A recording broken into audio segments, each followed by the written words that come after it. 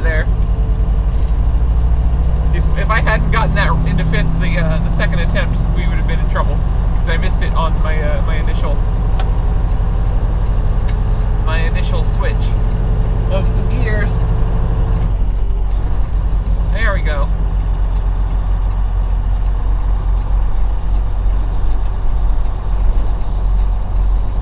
.2 miles ahead, merge left on I-72 East.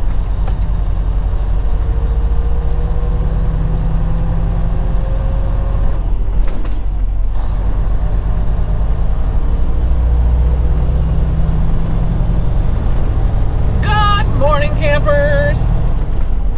Welcome back. We are rolling from Barry, Illinois. We've got 350-ish miles to do today. 81.9 miles ahead, take exit 98A to I-72 East. Okay. We got 350-ish miles to... We're going to the Petro near... it's called the Petro for Greensburg, Indiana. But it's not that close to Greensburg, Indiana. So, I don't know what the story is there. It's near a different city, like New something. But it's on Interstate 72, not 70. Because like there's a rest area that we stop at on I-70 that's called the Greensburg Rest Area, which is much closer to Greensburg than the Petro is.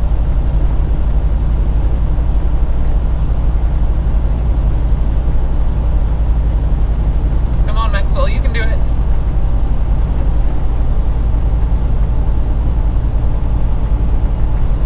But of course, we've got plenty of time to get there today. No longer on a crunch to get to the customer. I got to sleep in. It was great. And we get to go nice and slow and try and keep our fuel economy up. And set. There we go. 57 miles per hour, a blistering 90 kph. For our fuel economy today. If that number sounds familiar to any of you, that's because 57 miles per hour is the truck speed limit in a lot of parts of Europe. And a lot of European trucks have built-in limiters that keep them from going over 90 kilometers per hour, 57 miles per hour. I'm the only idiot in America that goes that slow by choice.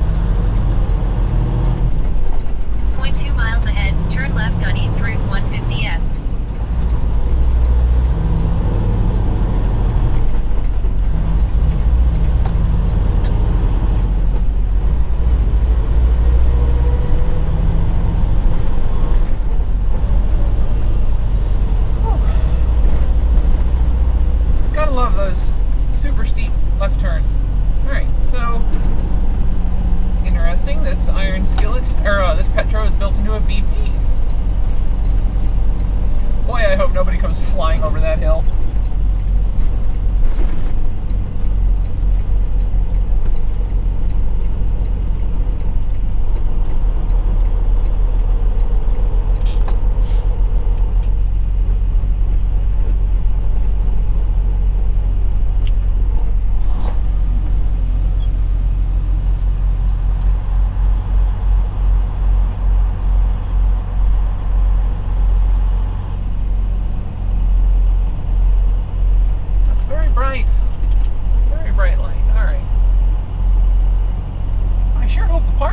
Through here. Yeah, here it is. Okay, we're good. We're good. Approaching Petro number 379, Greensburg, 74 exit 143. Certainly a lot of paid spots on the other side of the parking lot, but I think we've got plenty of freebies here. Yeah, plenty of freebies.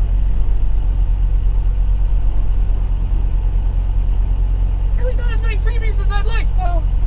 You know, just saying. Let's go around the paid spots and grab one of the perimeter parking spaces. That way I can leave my tails open.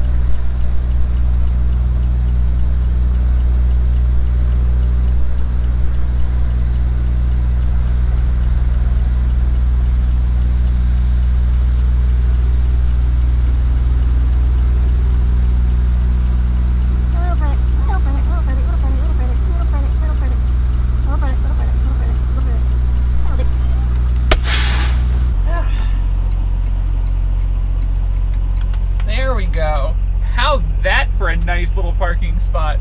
We are so far out of everybody's way. The cooler's making weird noises. I have a suspicion I'm going to need to buy a new one soon. We are done. We are parked. And we're going to be parked here for 34 hours. So, what the 34-hour reset is that resets your weekly clock, so you can get your hours back without having to wait for the 7-day rolling limit to just give you time back.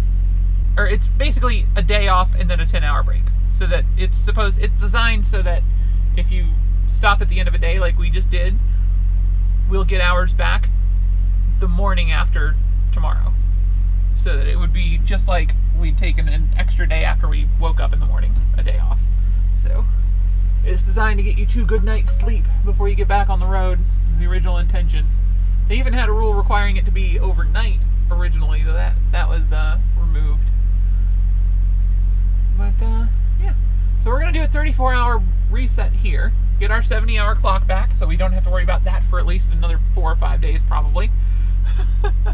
I kid. It'll probably be like another week or maybe even 2 before that really comes back to bite us in the butt. But at the very least, we'll be done with it for this week. Let's change to sleeper berth. Okay. Yay. So I will see you guys on Monday.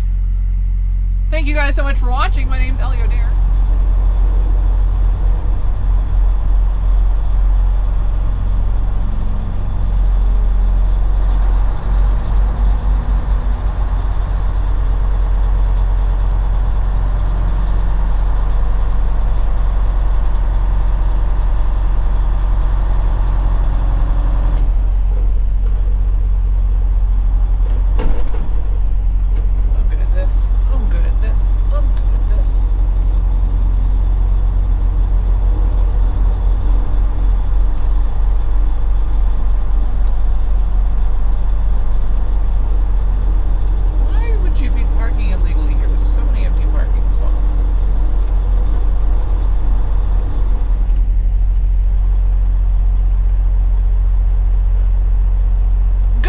Campers.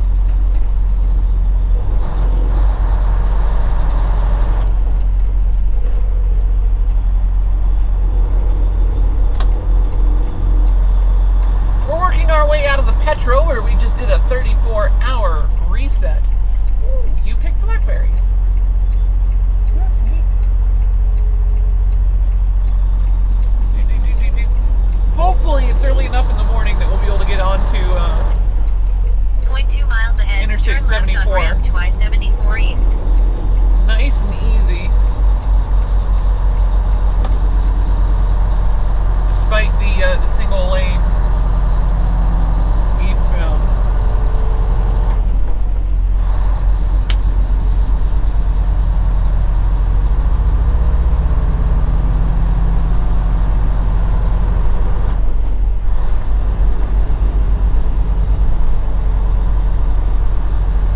Traffic looks relatively quiet. We got a bunch coming up though.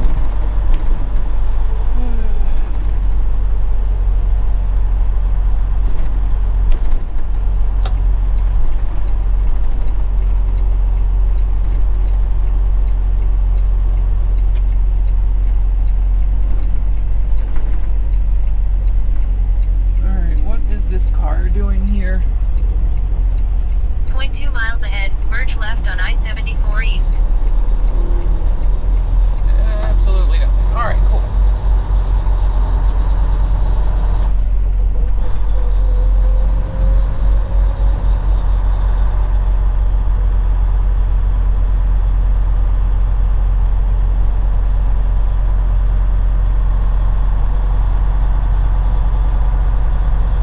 Alright, let's see if we can't get an angle on traffic that's coming.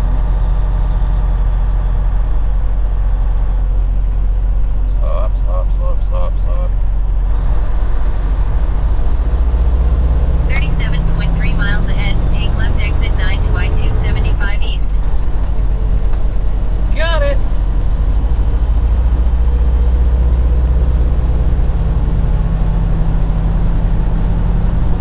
Alright. That wasn't so bad. We're not even slowing anybody down. There's no one behind us for like another mile or two. What is the speed limit right now? 65, really? No, it was like 45, wasn't it? It was 55 or 45 when flashing, I believe. You guys can just go look at yesterday's video. I've got to try and remember.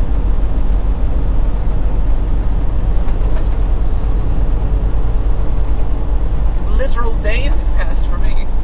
Okay, now it's 55.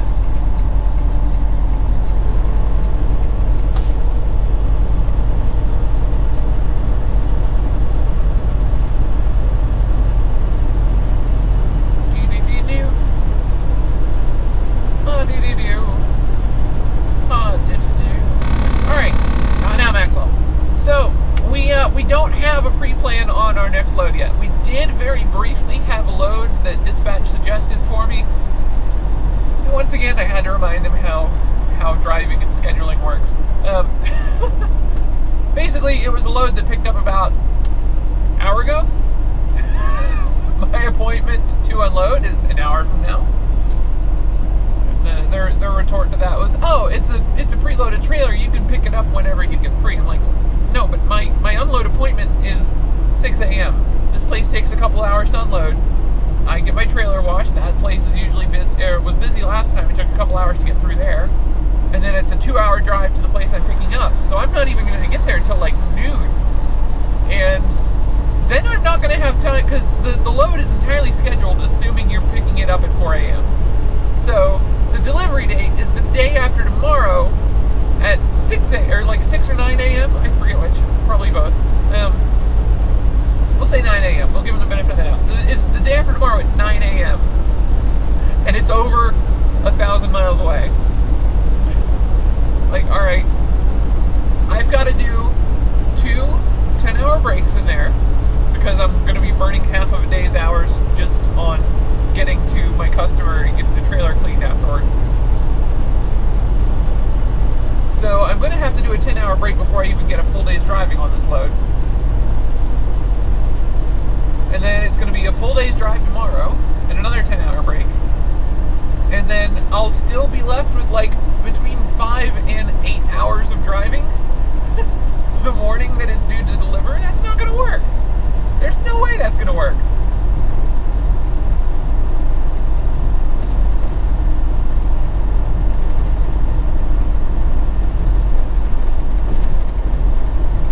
Once I put it that way, they're like, oh, okay. I've also stopped asking them to change stuff for me and just started telling them when they need stuff changed for me. That seems to work out a lot better for me.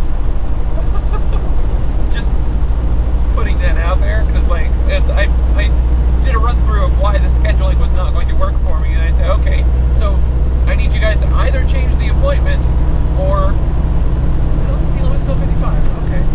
I need you guys to either change the appointment or get this load off of me, and then the load vanished. So it's like, okay, thank you. Ultimatums. Ultimatums are important.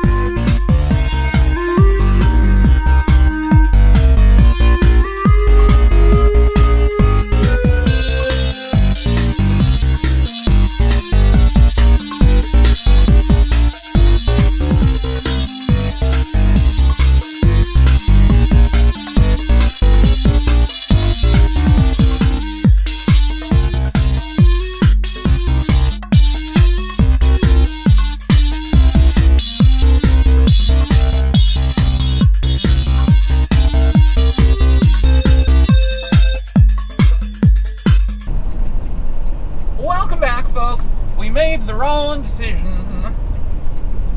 400 feet ahead, turn left, then straight. So when you, Cincinnati, there's little to no truck parking in Cincinnati itself. You gotta go out of town in order to find it. 0.3 miles ahead, straight on I-71 South. There used to be a really crappy little, independently operated Petro truck stop, still part of the chain, but not any sort of quality like you'd expect from a Petro. Like charged for everything, parking.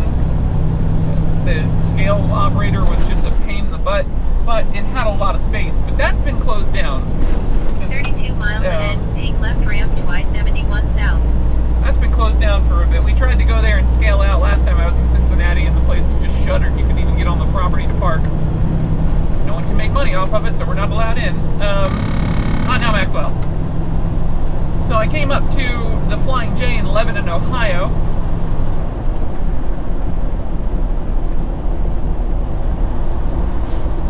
Because that's the next closest. Why is that blowing cold air on my foot? I don't want cold air on my foot. I want cold air on my face. Now my foot's cold. I forgot. I had the heater on this morning. Now I've got the AC because it's approaching 60 degrees outside, and that means my truck is going to roast because we're in direct sunlight. But yeah, no, I came up here for a parking spot after we delivered. And naturally, it's how it works. If I'm in Cincinnati and I go around 275 to the southern, the southern side of Cincinnati and park down there, I'll get a load out of Hamilton, which is on the north side of Cincinnati. If I come up here, I'll get a load out of Walton, which is the south side of Cincinnati. It's just how it works. I'm used to it now. So we got to go all the way around to the other side of Cincinnati once again.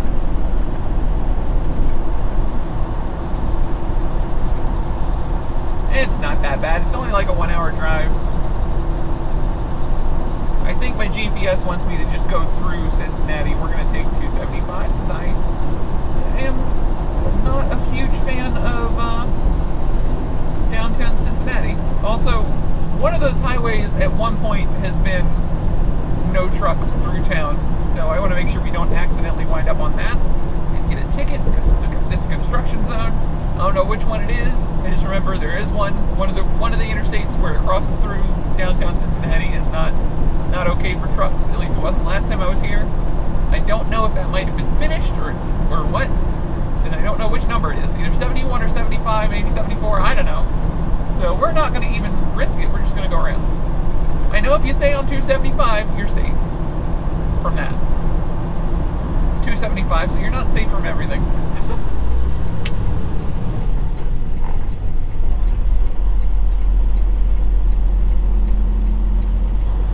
2 miles ahead, turn right on Shoreland Drive.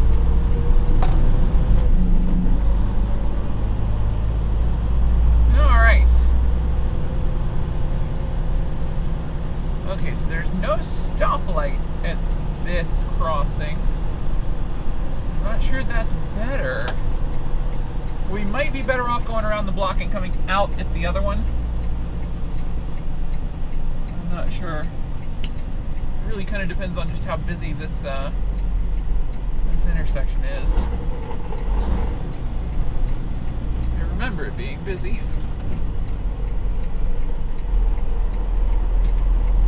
Approaching 240 Shoreland Drive on the left.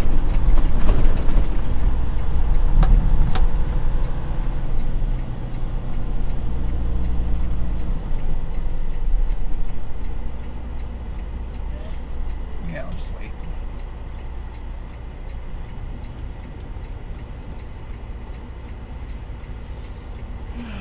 There's nobody behind me anyway.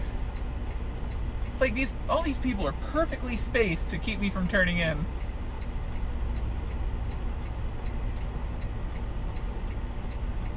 Right, left, go.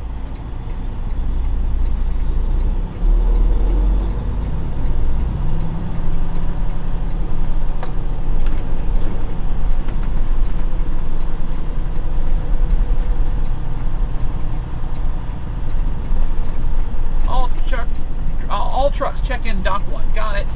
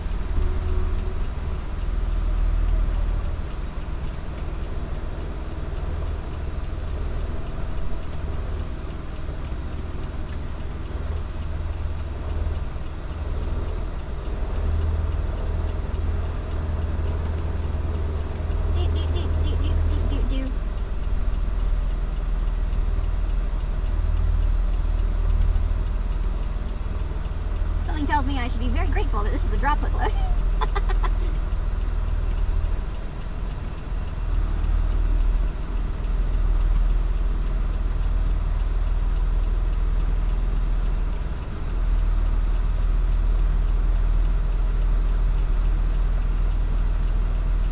That'll do. We don't want to go back too far because There's a hill. There's a hill behind us, and we definitely don't want to dig the bumper into the dirt.